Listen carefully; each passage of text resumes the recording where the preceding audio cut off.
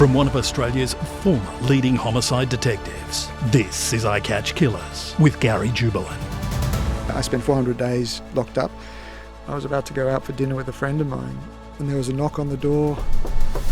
We were taken into a police cell and in that concrete box there were 16 guys. This was getting pretty serious.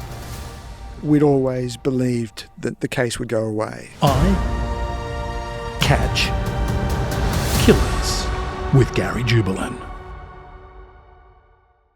This is part 2 of my chat with journalist Peter Greste, who is locked up in an Egyptian prison for terrorism offences. In part 1, we talked about Peter's career reporting from some of the most hostile locations in the world and how he was arrested on trumped-up charges in Egypt for doing his job. In part 2, Peter spoke to us about his fight for freedom, the ongoing impact from his time in prison, and his passion for free speech, and the rights of journalists to do their job. Oh, one other thing. We also spoke to him about having famous Australian actor Richard Roxburgh play him in a feature film. I came away from our chat inspired. Peter's a pretty impressive person. Have a listen.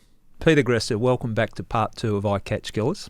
Thanks for having me. I've just made some adjustments to some of the questions I was going to ask you after you shot me down, and it's probably the most silliest question I've asked on a podcast. What happened in solitary confinement? To which you answered nothing. Thank you for being so clear. Can you expand on that? I joke, and we joke about the time you have in prison, but I think you've got to see the light in the darkness, and a lot of people have sat in your seat that have been through some difficult times. You've got to find the humour to keep you surviving. Yeah, you do. It's not always easy. You can get into a very dark place, but I think I found too that the secret was not to take it personally. If I took it personally, then I'd get into a very dark place of anger and resentment. Yeah. But it was about. But if I saw it as an attack on not on anything that I'd done, but on what I'd represented, then I could see it as something that was a fight worth taking. I understand what you're saying. In fact, I pulled it looks like we're working in cahoots here. I pulled out a quote that touches on that, and I wanted to talk about that. And you mentioned it in part 1 briefly, but just a quote from your book, which in context was the turning point in prison for you, where you thought, okay, this is what it's about. And I'll just read the quote out and get you to expand on that if you could, please. Suddenly I find great comfort in our situation. The idea that we have come to stand for something much larger than ourselves mean we have to fight on behalf of that bigger thing. It isn't just Peter Greste, Mohammed Fahmy and Bayer Mohammed who are in the cage. It is every journalist working in Egypt. More broadly, it's every journalist working within any regime that considers using these kind of tactics to silence public debate and critical voices. Defending that cause is not just a heavy responsibility, it's a hugely empowering one. Yeah. I think that is to the point that you're talking about. That's exactly it. It suddenly becomes external. It suddenly takes on significance and meaning that I hadn't, that would otherwise have made the whole time in prison, time wasted. 400. I spent 400 days locked up. That would have been 400 days of my life that I'd never get back. But in seeing it in those terms, it meant that it became a struggle for that higher principle. Yeah. And I remember there's an extraordinary book that I ended up reading in prison once we were allowed books, called Man's Search for Meaning, by a guy called Viktor Frankl. Okay. And Frankl is an incredible character. He was a survivor of the concentration camps in World War II. He went in as a Jewish neurologist, as a neuroscientist. And so he had a particular interest in the way people's brains worked. And he wrote the book as a way of trying to understand the differences between those who survived and those who didn't. And he said that he quoted Nietzsche as saying, "He who has a why can bear any how." In other words, as long as you have a reason that's external to you for enduring the suffering that you're going through, you can put up with pretty much anything. He was saying it can't be money, it can't be selfish. Yeah. He said God sometimes provides that, but more often than not, it's survival for a family. For a lot of the concentration camp inmates, it was survival as a form of resistance to the Nazis, to the genocide that they were experiencing. For me, it became a fight for press freedom. Now, I know that sounds a little bit pious, a little bit sort of arrogant, but that's the way I came to see it. And that gave me a sense of purpose and meaning and direction and a kind of vision that helped, I think, help me get through. I can understand what you're saying, because it would be easy to turn in on yourself and wallow in the self-pity and why has this happened to me? Why? Yeah. But you're thinking, okay, there's a broader picture here, and that can be very powerful. Yeah. To motivate you to find a depth that you didn't think you had. Yeah, exactly. Thinking about it, I think all the way you have to evolve and look deeply into yourself to find the answers to get through this. But I just want to break down the whole period of time when you're in prison. And I've got a couple of areas I want to cover. To get proper legal representation, that was a nightmare in itself. Talk us through that. Yeah, it was. So Al Jazeera hired a lawyer, and they were there for a while until they rather spectacularly resigned in the middle of the trial, saying that, accusing us of being agents of terrorists and so on, and who were trying to bring down the country. And I have absolutely no doubt in my mind that they had their nuts in a vice, that they were being squeezed, because it was such an outrageous, such a blindsided move. Made it very public statement the way it was done too. Yeah, extraordinary public statement, and it was very damaging. But as I said, it was completely disconnected from the evidence. So it could only have been that they were under extreme pressure. But to be honest, Gary, I was in a lot of stress around that. But I also realised that actually our legal representation was beside the point. A first-year law student could have defended us. The evidence against us was so paper thin, was non-existent really. And what was I probably should have put it up front. What were the specific charges? Breakdown of the charges that they had. So we'd been accused of aiding and abetting a terrorist organisation, being members of a terrorist organisation, advocating terrorist ideology, broadcasting false news with intent to undermine national security, financing terrorism. I mean, these were about as serious as you could get, short of actually pulling a pin on a grenade in a crowded room, short of a physical terrorist attack. We were basically agents of a terrorist organisation. And the financing terrorism was, they found some money that you had that was your living expenses in an area where the credit card or cash wasn't going to get you through, and you've got some cash from your employer. Absolutely. Yeah. Absolutely. I mean, the narrative, I think, that as far as I can tell, I never really got to the bottom of it, but the narrative was that we would occasionally buy freelance footage from from guys that were operating, that were covering the demonstrations, that were either too dangerous for us to get to, or that we physically just didn't have time to cover all of the protests.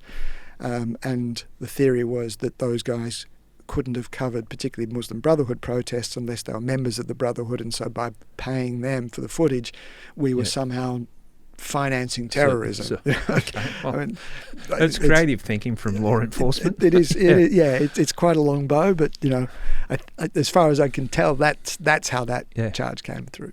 And did you get to access to your brief of evidence? No. Because that's like pretty much a cornerstone of the legal system here, that the prosecutor makes the allegations and presents a brief of evidence, and then you get to dissect. So here's one of the things to give you an idea of just how crazy it was.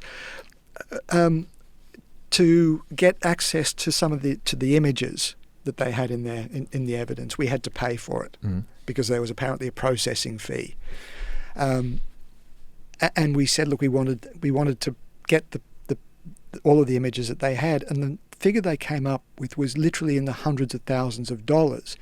I couldn't understand it. Like, how the hell do you come up with that kind of number? Until we realised that 1 second of video footage, it's like film, is made up of frames, of 24 frames. And so they were counting each frame as an individual image. And so if you wanted 5 minutes of footage that they had as supposedly as evidence, we were going to have to pay for literally thousands and thousands of images at an absolutely insane. And of course, we couldn't afford that. I think you're being unfair there, Peter. You all have, so there's photocopying costs. Let's be realistic. I'm with you on certain things, but that's crazy, isn't it? So each frame of the roll of film. Yep. Okay, so you didn't get access to your brief.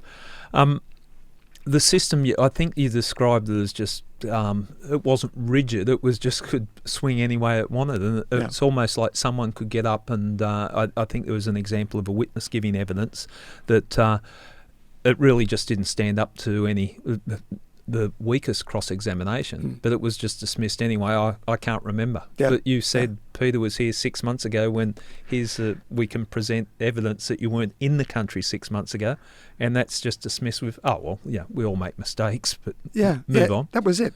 We'd been accused of being involved with the Rabaa massacre, which had happened 6 months earlier.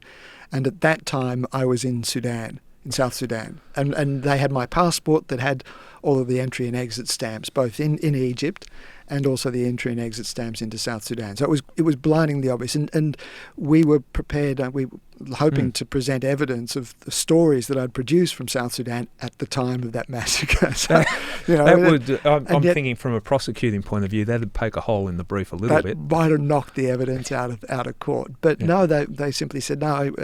He was questioned about about the contradiction. He kept saying, I don't remember. And describe the court scene for us. Are you in there in the dock? Are you? So the dock was actually a cage, right? A pretty intimidating cage, and it was designed. It was a really big courtroom. It was more like a theatre. Yeah, sort of raked seating, really, really tall ceilings. More like a cathedral, I guess, in a way, that sort of had that sense of presence. And I think it was designed to give a sense of being intimidating. And as I said, because we're in the cage, I think it was designed to make us look like we were dangerous terrorists that were a physical threat, even if we should be, have the opportunity to leap across the courtroom. Well, you can't trust these terrorists or spies. You don't know what's going on. People that support you, family, friends, and how important was that when you're going through the whole process, the prison, the battles through the court? How important to you was the support that, and were you aware how much support you had? So their presence, a physical presence in the courtroom. My brothers were there throughout the trial. That was really, really important to know that they had my back. That we had people outside in Cairo, outside the cell, that were working to make sure that they were doing everything they could, whether it was diplomatically or legally or politically. You mentioned about the broader campaign, and I had a vague idea that there was a lot going on, but honestly I had no real understanding of the scale of the campaign. Well, you had some very heavy hitters in your corner, not just your corner, the whole group of you that got locked up, but US, even Obama was making comments about it, and certainly you had the support from over here, from the Foreign Affairs Minister and everyone else. Yeah, we did, and I didn't realise it even just how engaged Obama was. I saw him afterwards. I was at an event in Washington at the White House Correspondents' annual dinner, and I met Obama before the dinner, and I introduced myself, and he said, you're that guy. He said, you wrote 2 letters from prison describing what you were going through as an attack on press freedom. He said, I saw those letters, I read them. He said, they really helped me understand it. He said, from that point, he said, I always raised your case whenever I spoke to President Sisi. Yeah, okay. So you had the support, and also your colleagues. I think your colleagues unified to make sure your story wasn't forgotten. Yeah, journalist colleagues around the world. Yeah, and we were very lucky. I mean, it was extraordinary the amount of support that we had, and that was, partly because I think I and my colleagues, Fami, we'd worked across a large number of big international news organisations. I worked for the BBC, of course, and for Al Jazeera, and I had a lot of colleagues. I'd worked for Reuters. I had a lot of colleagues here in Australia that knew my work. Fami had worked for CNN and others. And so there was a large cohort of people around the world who knew us, knew our work, and knew the integrity of our work, but who also recognised, as I did, that our case was about them as well, that they needed to fight this for their own sake as much as for ours. And that support, the external support, and from people in powerful positions, could that filter through to you? Did you understand, or have you only appreciated it upon your release? I really only appreciate. I mean, I was aware of it, but not. I didn't really fully understand it until I was released and saw just how enormous that campaign was and how many people were invested in it. The scale of it. Disagreements with your co-accused. And when I say disagreements, if you put anyone in a room long enough, there's going to be disagreements. But there was a couple of things about the strategies, the way that you should approach this. Do you want to just break that down? And So, as you say, you when you're 23 hours inside a concrete box with somebody, then you're going to find their edges. Yeah. And that's how it was for us. It was very, very difficult to be stuck in that kind of environment. We didn't know each other beforehand, before I arrived in Cairo, so you're still just getting to know each other when you're in that environment. But Fami in particular and I had very, very different understandings of what was taking place. Fami saw this as political. Yep. He saw what was happening as the result of Egypt's suspicions about Qatari interference in Egypt. Qatar had been accused of supporting the Brotherhood because we worked for a Qatari organisation. We were therefore a part of that conspiracy. And Fami felt that if that was the case, then the solution was to distance ourselves from Qatar, from Al Jazeera, and to align ourselves with Egypt, to portray ourselves as friends of Egypt. Fami felt that was to play the political game that was inevitably the real reason why we were there. I didn't see that. I saw this as an attack on press freedom. I felt that if there was genuinely an issue around Qatari malfeasance, then I was the last person to come after to make that case. There were plenty of other Al Jazeera journalists who had much deeper connections with the Brotherhood. No, none of them sinister, but you could much more easily have made a case that it had nothing really to do with the evidence or to do with Qatari interference. Again, if you wanted to make that case, then an Australian journalist who'd only been in the country for a few weeks was, again, not the right person to make that case.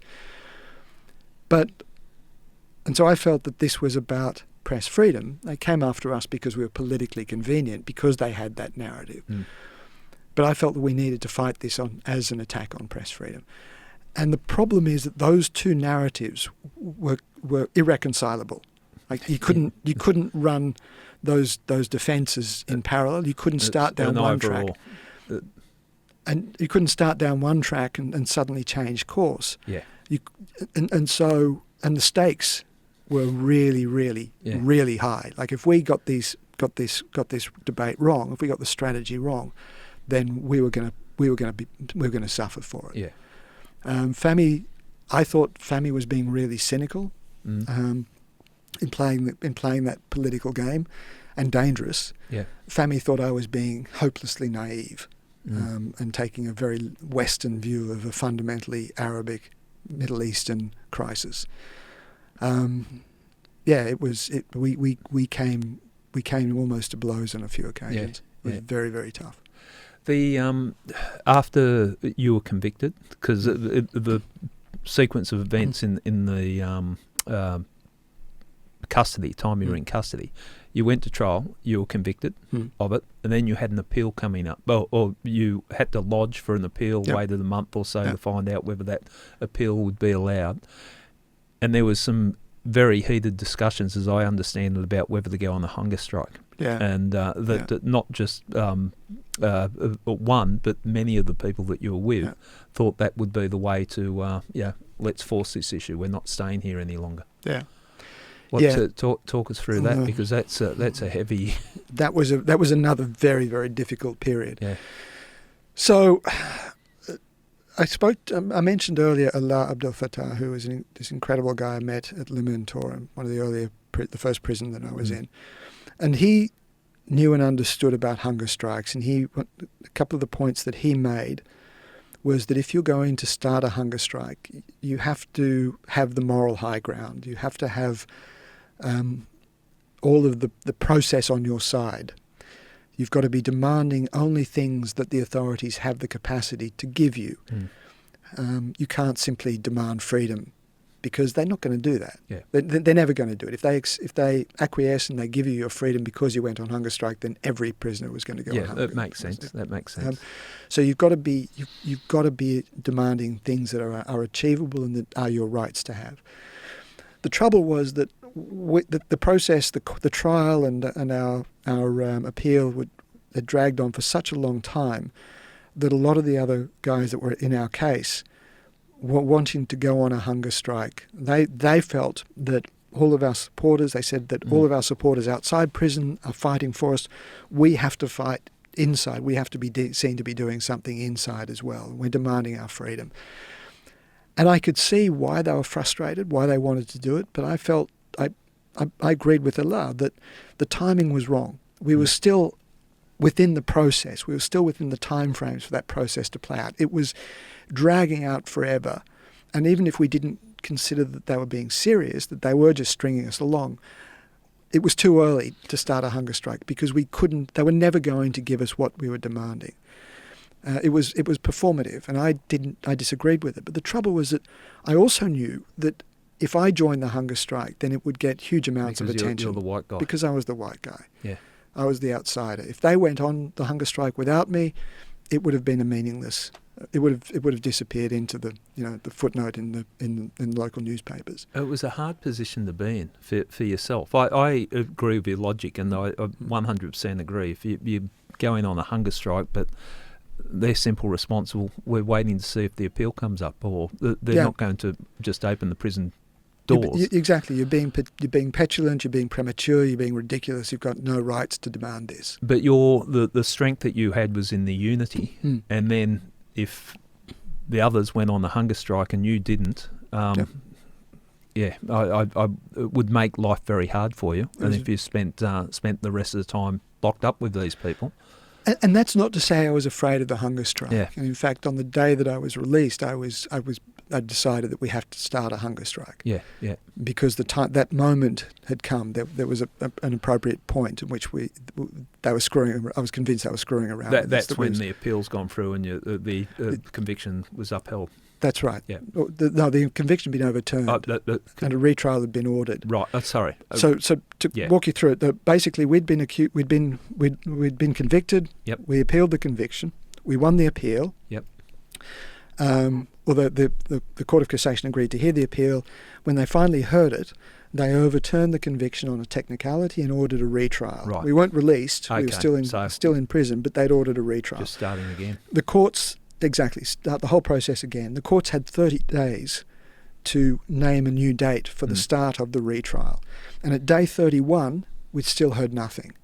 And that was the point at which I thought, right, this is the moment we have to start the hunger strike, because they're screwing around with us. We're now in clear air. There's no process left for us. You've got a legitimate cause. We've got a legitimate tangible cause that you could criticise and say, this has been done to us. This is why we're on strike. Exactly. We demand our rights, right? But up to that point, I didn't see that we had that moral high ground. We had that right, that opportunity to actually start the hunger strike. Well, you were taking it seriously. You even talked about, and I didn't realise this, with a hunger strike, you're better off preparing yourself before you start the strike, because if it's just cut off straight away, you're going to do more damage than if you wean yourself off food before you start the hunger strike. Yeah, absolutely. You body you have to ease your body into it. If you simply go cold turkey on food, because people seem to think that if you've got a sort of stock of energy, then it helps you run into the have a huge meal and then just stop eating. No, doesn't work. Doesn't work. Okay. Doesn't work. Well, I learned something. Your parents came to visit you. That Yep. must have been hard for you. You had your brother's support and other family members, but when your parents came there, how was that for you? That was really hard. Yeah. Because, and it was hard for everybody really. They were only able to visit once every 2 weeks, and even then only for about 20 minutes. And you've got no time. It's always a stressful experience.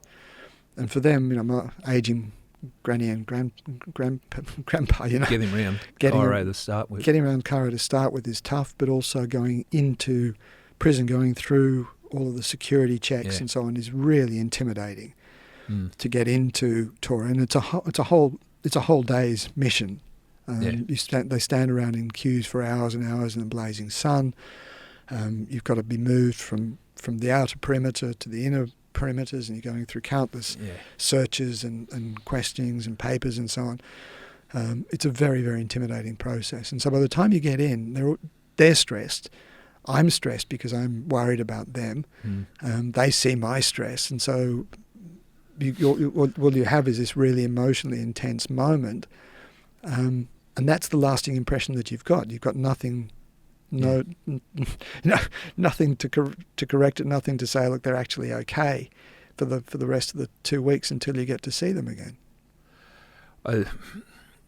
I'm nothing to add here because I can just imagine what you go through with that. It must have torn you apart inside, seeing your parents go through that. So you talk of your release.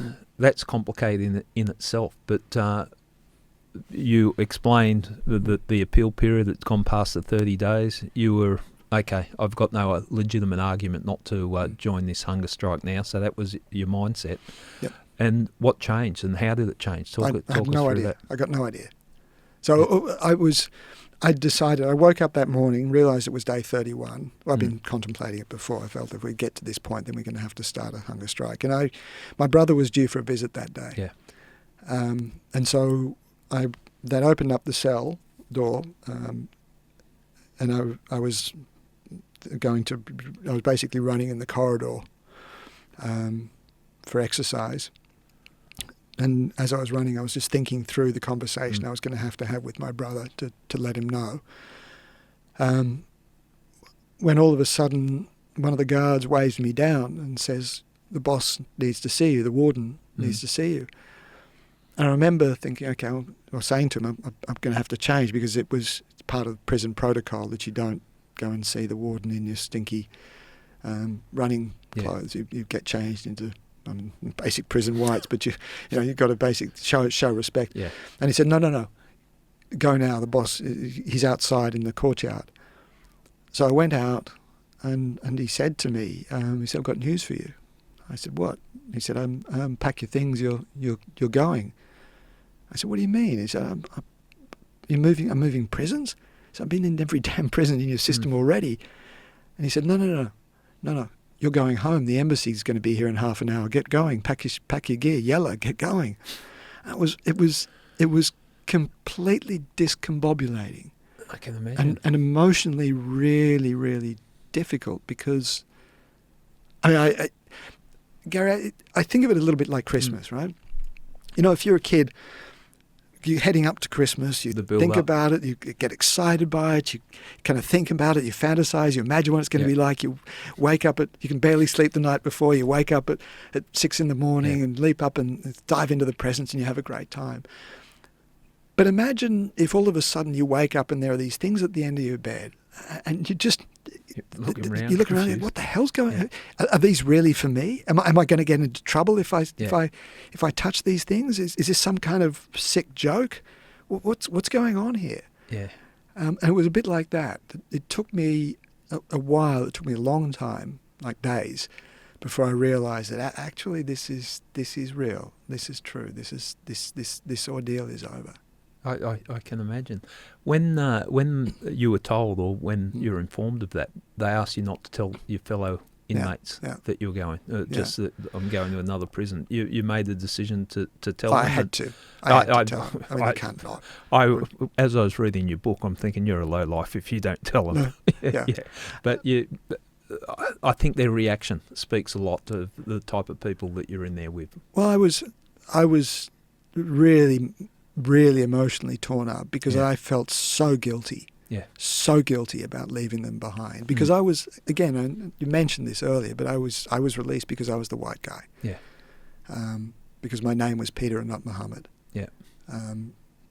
That and I carried that. I really did. I didn't feel it was right for me to be leaving and those guys still to be stuck inside. But we had talked about it, about the possibility. We knew there was always a chance that would happen, and we realised that any of the guys left behind, the last thing they would want is for the person not to leave. Yeah. You couldn't refuse to leave. You couldn't sort of leave your fingernails in the door in the door of the prison cell. But nonetheless, it was still a difficult thing. But they all were so overjoyed. They were so overjoyed. But the thing we also had agreed in the previous discussions was that if someone was released, then they would become the most vocal advocate. Yeah. That's a spokesman for those guys, for the rest of us who'd been left behind, and that's what I decided to do. Because I could imagine you've been through so much together, the highs, the lows, and basically survived, and then you're walking away in that sense of survivor guilt, I suppose, to a degree, out of prison.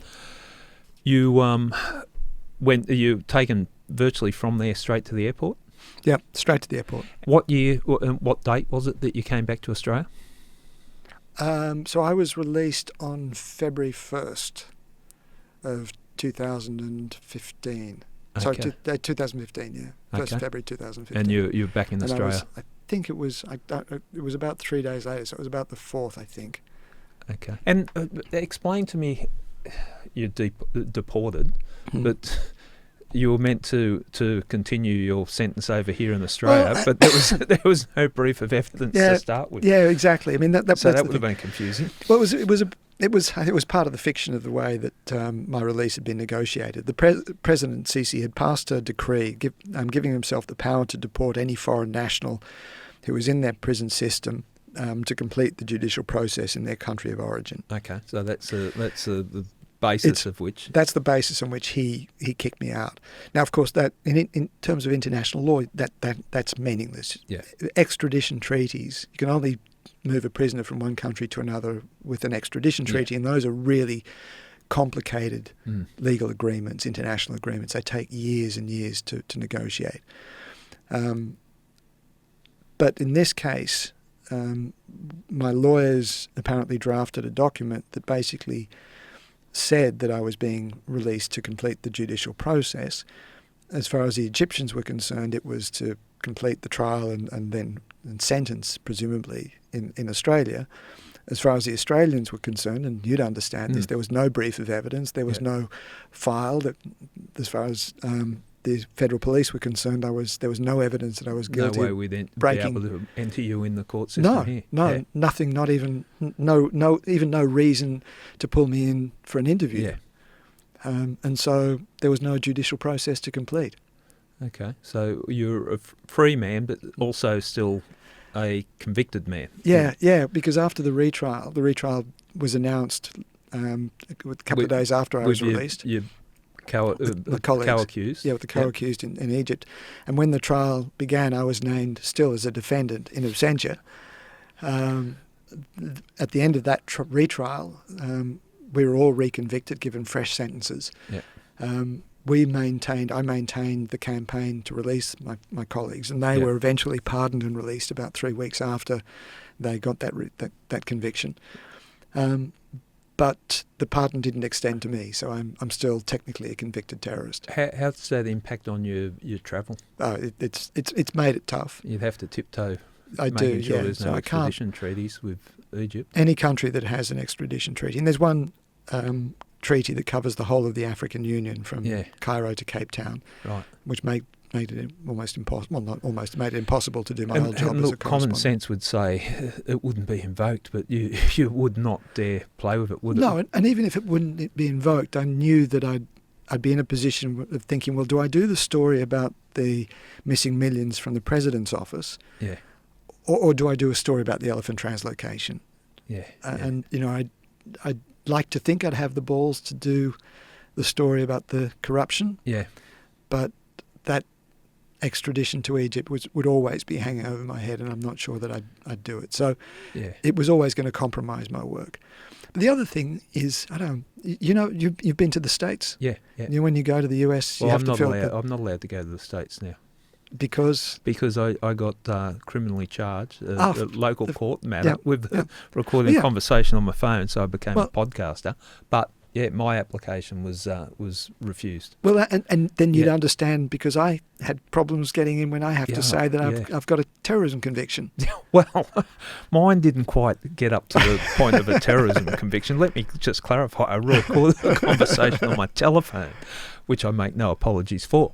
But I get caught up in that bureaucracy and went for the interview, and I was refused within 2 minutes. Yeah. I didn't even get to say hello virtually, just not rejected. Yeah. So I do understand. Yeah. So well, it causes all sorts of issues. yeah. And but for yourself, like as a foreign correspondent, journalists I have to have that ability to travel freely, and a terrorism conviction just messes with that. Yeah, I can imagine how difficult it would be. Try to explain that one away. I can't explain recording a conversation on a telephone. Yeah.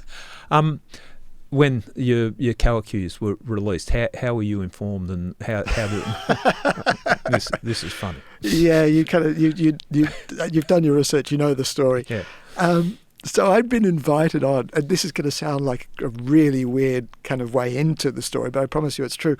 I'd been invited on to the Chase's media circus as a kind of guest, to that thing, and it was a great show. I really enjoyed it. At the end of the show, we were all gathered around. They had this sort of pun session, and the show ended. The applause died down, and all of a sudden, one of the producers walks up with us still on camera, the studio audience still there, and he hands me a phone, and I look at the phone, and it's a single tweet that says that Mohammed Fahmy has been pardoned and released.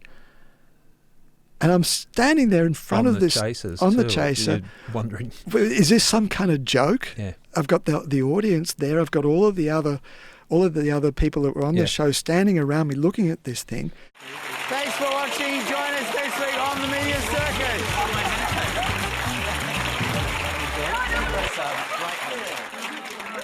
Absolutely, yeah. Go. Ah, puns. They kill us. Well done. Oh, emergency phone call on stage. There's been a spill. Yeah, they reshoot the whole thing. Oh.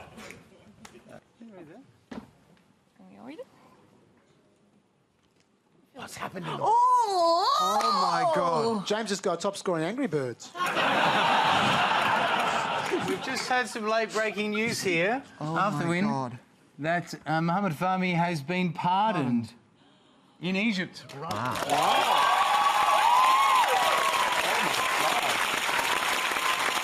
What is it, Owen? It's just okay.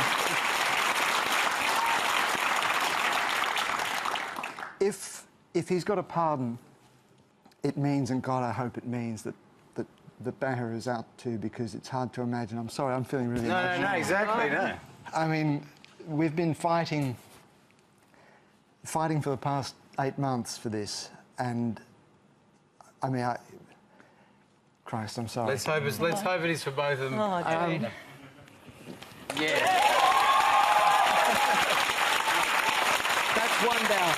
One more to go. One down. Thank you to Peter Greste and everyone here. And I'm speechless, because it's, as a journalist, you don't go with just one source, and certainly not some random tweet. I didn't know if it was true. I didn't know any of this stuff, and so all of a sudden, one of the other guys sort of filled the void, as I'm trying to think, what do I do, what do I say, and reads out the tweet, and I simply have to say, well, if this is true, and God, I hope it's true, then this is what we've been fighting for all of this time.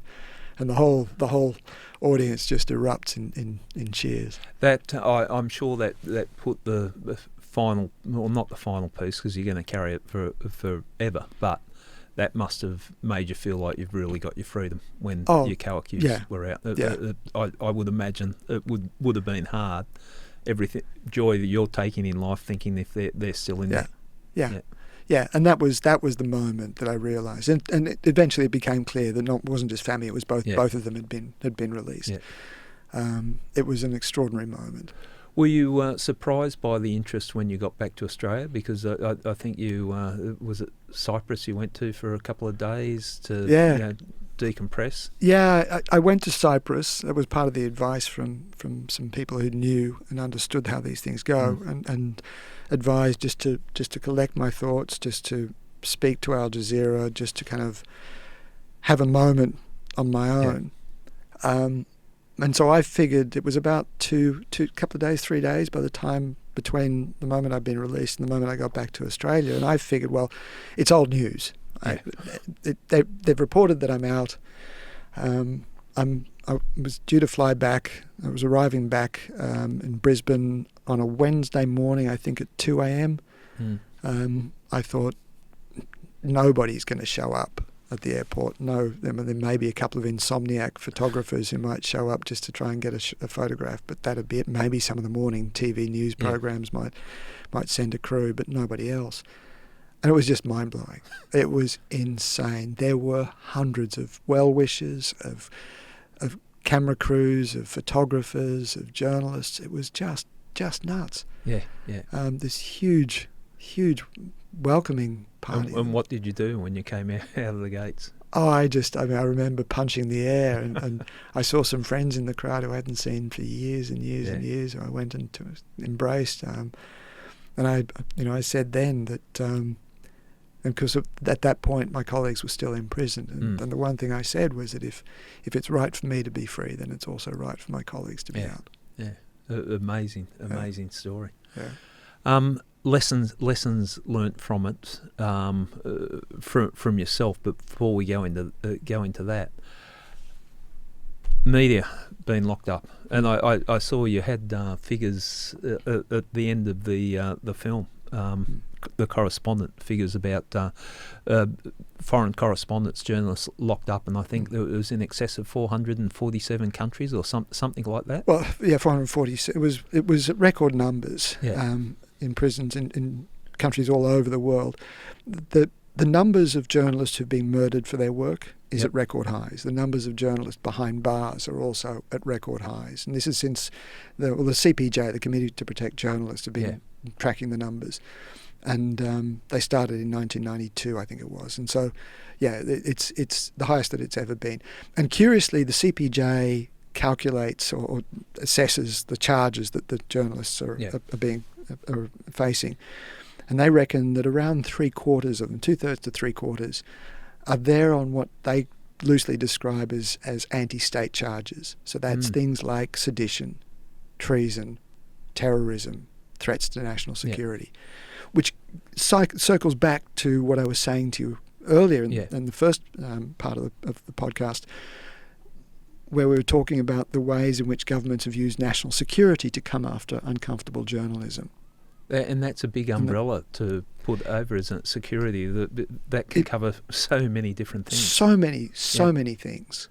And that's with secrecy too. With secrecy provisions, exactly. Now, I'm not saying, and again, you'd understand this well too, I'm not saying that it's that there aren't times that journalists violate national security, really place national security at risk. I'm not saying that journalists should have the right to publish whatever they want. But governments have been using security legislation to silence uncomfortable journalism, to accuse journalists of being involved in acts of terrorism or treason or espionage, and using that national security rhetoric as a way of shutting down journalism. And I think that is a really dangerous trend that we've really seen take off since 9/11. And how can we prevent that, or what can be done? Well, part of it is being aware of it and pushing governments to push back. In Australia, we've got those problems as well. Yeah, talk through that, because again, the war on terror and metadata that people can get access to, and my take on it is that they can attack the journalist's source, with the metadata, find out who, if you broke a story and I'm in the police or security, and we want to find out who you've been speaking to, where the leak came from, the metadata would track it back for us. And maybe we should explain what metadata is. The metadata, George Brandis, when he was introducing the data retention legislation, famously, and rather, I think, cavalierly described it as the outside of the envelope. In other words, it's not the contents of communication, but it's all of the details around it. It's who you emailed or texted or called, when you sent those emails, where you were at the time, all of that kind of data, the websites that your browsing history. And even though they don't know, the authorities don't know, can't investigate the contents, it's very easy to cross-reference. As you said, if there is a leak from a government office, you don't have to dig too far to find who the journalists have been break it speaking down. to. If you're reporting on a police story and I'm still in the police and they want to know where the source is, and they look at your phone records and you've been on the phone to me or texting me. So yeah, exactly. Or if you make a phone call to a medical clinic, to a doctor, you have a Google search for sexually transmitted diseases, and then you've got a visit to a chemist. It's pretty clear what's going on. You don't have to be. You don't have to bring that example up. Talking to me, I deny that allegation. It's very easy to cross-reference those bits of data. 100%. And so, again, we're saying not that the journalist relationship to sources is really crucial to allowing journalists to do their jobs in holding governments and officials to account. I think the best known example, and perhaps the most egregious example in Australia, is the case of David McBride. Yep. The Australian Federal Police raided the offices of the ABC looking for evidence of the sources to the story that became known as the Afghan Files. This was evidence that the ABC published of war crimes by Australian Special Forces in Afghanistan, murders of civilians. Yep. If the ABC is publishing allegations that our soldiers have committed war crimes, have murdered civilians in our name, that is crucially in the public interest, right? What we saw was the Federal Police going after the source of that story. Yeah. Now, I think there's something fundamentally messed up in that world, where yes, the ABC did rely on classified information, and that's a crime, revealing classified information. But there's a public interest in prosecuting that leak. But there is equally a public interest in the story that the ABC published. And the ABC was never going to be able to get that story without that classified information. And so I'd say that you've got to create a mechanism to weigh up these competing public interests. And sometimes the public interest in publishing information is going to outweigh the public interest in prosecuting a leaker. And quite often on that aspect of publishing, we're talking public servants too. Like, it's there to serve the public. I'm a big believer in that. I can only talk on my area that I understand in policing, like some of the things that were shut down because I didn't see it as public interest. It was going to be critical of the police, and it shut down. And I think I had it written down, the 3 pillars of journalism about truth, accountability, and objectivity. Is that the I saw in policing career, so I'm talking at this level, not national security, in policing, and I've seen it now working in journalism. There's some journalists that carry favour with the police and get stories given to them because they don't criticise the police, and I don't like that. I think transparency is important. And you'd understand as a cop too, it's really hard when you've got journalists on your back. But it's also really important in keeping the system honest. Well, I think we're seeing with podcasts and different things, I'll reference like Teacher's Pet, where the police weren't going to talk about that case, but when the public started talking about it, Hedley Thomas started broadcasting about it, okay, people start to become accountable and things get done. I do see the importance of it, and you're talking at such a scale. Countries go to war because of misinformation. Reference back to what you were saying in earlier on, you had a sense of responsibility in Afghanistan because there's only a few of you reporting what was happening. So, yeah, and this is why I believe in the work that journalists do, and why I believe that it should be protected. Now, I recognise, and you mentioned journalists that curry favour with the cops to keep those lines of communication open. I recognise that not all journalists work with integrity. I completely understand that, and the industry has a lot of work to do to recover public trust. But fundamentally, we need it to keep our system honest, to keep the system of accountability going, to keep vigorous, well-informed public debates happening. Imagine a world where we don't have good journalism, where we depend on our understanding of the government, of what takes place in government, on the tweets and social media posts of our politicians and public servants. That's not a world in which I feel I have a great deal of confidence. I'm with you 100%. And so fundamentally, we need to protect it. Australia doesn't have any constitutional protection for press freedom.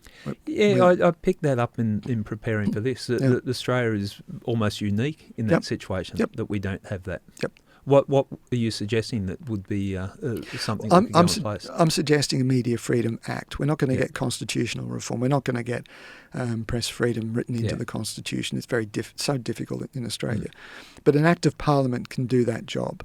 It doesn't have to be massively complicated. The Human Rights Acts in Queensland, the ACT in Victoria say three very simple things. They say Parliament has to always consider human rights when they're passing new legislation. In other words, they've got to always factor it in and as much as possible protect it.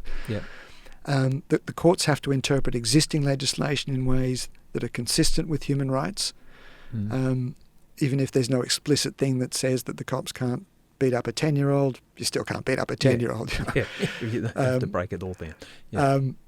And thirdly, the public servants have to act in ways that support human rights. Now, I think if you simply replace the words human rights with media freedom, then you're in the ballpark of where we need to be. That you have to, the Parliament and the courts have an obligation to consider the importance of media freedom when they're dealing with, when they're either creating legislation or interpreting and applying it. That's the key. It doesn't always have to privilege everything else, but you've got to have an opportunity to recognise that public interest in the work that journalists do and weigh that against the more established public interests in prosecutions. No, I'm with you 100% on that. And I always said when the doors are closed to the court and the media are excluded, there's usually no good that's going on in there. There times need to be. Have the media excused and matters can't be reported on, non-publication. But invariably, the public would be outraged and shocked if they knew what was going on when those doors are closed. There's a lot to be done. Well, I'm glad you've had your rest for 400 days in your prison, sitting there meditating and playing backgammon and everything else that you're doing. What are you doing with yourself now? So I'm an academic and a media freedom advocate. I'm a professor of journalism at Macquarie University. And I also run a not-for-profit organisation, an advocacy group called the Alliance for Journalist Freedom. And in fact, that idea of a Media Freedom Act is something that's right at the very top of our agenda. Where would people find that? Our website, journalistfreedom.com. We've drafted the Act. We're also setting up a professional association for journalism.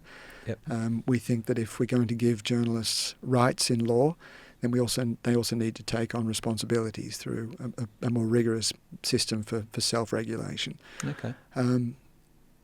And we think that helps everybody. It makes journalism more trustworthy. It means people have more confidence in journalism. They can identify good journalism, or journalism that's produced in line with a code of conduct, a set of ethics and standards. But we also think it's important to have that enshrined in law to make sure that the kind of erosion that we're seeing taking place is stopped. Wow. I'm sure your students are getting a lot of inspiration from having you speak to them. Are you enjoying training future journalists? I miss my old life terribly. Right. I miss being a foreign correspondent. That identity was really deeply embedded in my own DNA. But this is a pretty good plan B. Yeah. I'm happy for you that you've found that. You said that you miss your former occupation as a foreign correspondent. Do you have regrets that you ever took up that offer for the 3 weeks time No in regret, Egypt? no regrets at all. I mean, I could to have a regret implies that I might have made a different decision under the same circumstances, and I would never have done that. I would never have gone. I wouldn't wish prison on my worst enemy. But at the same time, to say I have regrets would suggest I did something wrong, and I didn't, and so no. Okay. But I'm not going to let you go until we talk about your movie and Richard Roxburgh playing you. Was he your first choice, and how do you two get on? I don't tell Rox, but my first choice was Chris Hemsworth. But okay, Gary, hysterical laughter wasn't the response I was hoping for. I can see where you're coming from. You can't see a Hemsworth sitting here. The likeness is just I didn't uncanny, see you when you got out of prison, but clearly those workouts that you were doing. But no, I didn't. Look, as I think you might have mentioned earlier, I couldn't really get Cleaver Green, the character from Rake, out of my head when I knew that Richard was being considered for the role. But he is an extraordinary character actor. Yeah. He's one of Australia's finest. Yeah.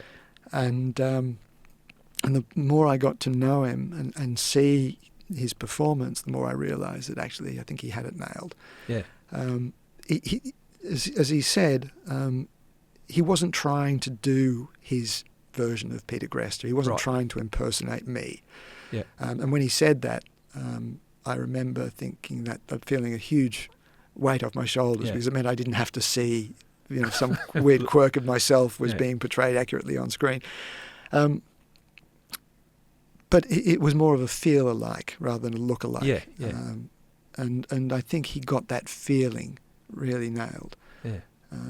Yeah. Well, it would have been an interesting experience for you. It was fascinating. But it was also, again, just to quote Kriv Stenders, the director, who said, look, they weren't trying to... I struggled a lot with the idea of seeing myself on screen, on the big screen, until I realised that it's not me up there. It's this guy that it has my name that's going through that story, but it's an artistic interpretation of my story, and it's been through countless layers of artistry. The scriptwriter, the director, the actors, the crew, the set designers, the editors, all of those guys have had their own artistic interpretation. So what you see on screen is a result of all of that work. Yeah. As Kriv said, it's not a photograph; it's a painting. Yeah. And so I think it's a pretty damn good painting. Okay, but it's another good way of getting the message out. Another medium for getting and if it makes people think and talk about, because first and foremost, I hope you agree, it's a damn good drama. Very much. But I think it also has that. It provokes conversations around the importance of media freedom and what's been happening to journalists. Yeah. Well, I think it's time to wrap up. I've enjoyed this chat, obviously, and just keep up the good work. I think it's amazing the career that you've had. I'm a bit jealous. Like if someone said to me, "What would I like to be?" In all honesty, and I think I was obsessed with George Negus when he was the foreign correspondent. I wanted to be on a jeep with a scarf around my neck, travelling through a war zone. A foreign correspondent, but what a fascinating career you've had and experiences you had and the way that you've come out of it all. So full credit to you, and I've enjoyed having you on I Catch Killers and that exclusive group that you've got now. Not only are you all working at Macquarie University, you've been locked up overseas, you've also appeared on I Catch Killers. And this is probably the defining moment for all of us. Thanks for having me. Ta.